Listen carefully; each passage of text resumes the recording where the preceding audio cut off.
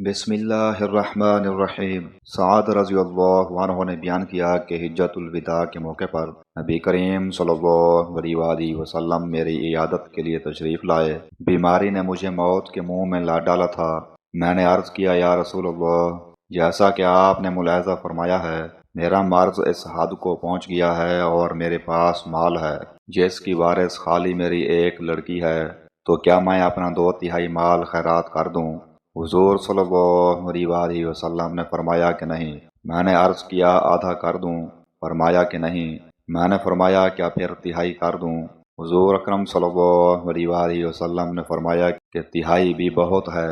تم اپنے وارثوں کو مالدار چھوڑ کر جاؤ تو یہ اس سے بہتر ہے کہ انہیں محتاج چھوڑو اور وہ لوگوں کے سامنے ہاتھ پھیلاتے پھریں، اور تم جو کچھ بھی خرچ کرو گے اگر اس سے اللہ کی رضا مقصود رہی تو تمہیں اس پر ثواب ملے گا، حتیٰ کہ اس لقمے پر بھی تمہیں ثواب ملے گا جو تم اپنی بیوی کے منہ میں رکھو گے۔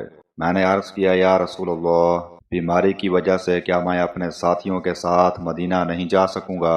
فرمایا، اگر تم نہیں جا سکے تب بھی اگر تم اللہ کی رضا جوئی کے لیے کوئی عمل کرو گے تو تمہارا درجہ اللہ کے یہاں اور بلند ہوگا، اور امید ہے کہ تم ابھی زندہ رہو گے، اور تم سے کچھ لوگوں مسلمانوں کو نفع پہنچے گا اور کچھ لوگوں اسلام کے دشمنوں کو نقصان پہنچے گا۔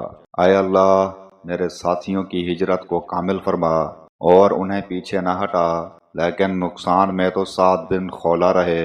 حضور اکرم صلی اللہ علیہ وآلہ وسلم نے ان کے مکہ میں وفات پا جانے کی وجہ سے ظاہر فرمایا۔ صحیح بخاری حدیث نمبر 4409۔ طارق بن شہاب نے بیان کیا کہ چند یہودیوں نے کہا کہ اگر یہ آیت ہمارے یہاں نازل ہوئی ہوتی تو ہم اس دن عید منایا کرتے۔ حضرت عمر رضی اللہ عنہ نے فرمایا، کون سی آیت؟